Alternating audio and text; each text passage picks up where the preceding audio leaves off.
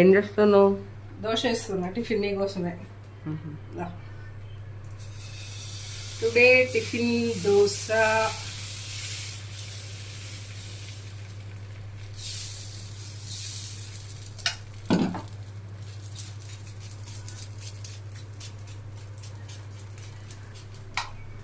Today curry ఈరోజు చామగడ్డ పులుసు పెడదామని చామగడ్డ పులుసు చేస్తున్నా.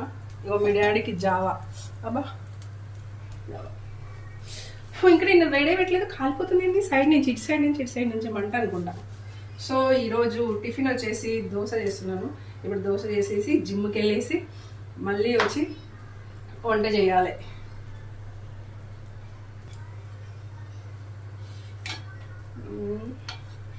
రెడ్ కావాలా నీకు? ఈ రెడ్డిష్ కావాలా? ఇంకా రెడ్డిష్ కావాలా?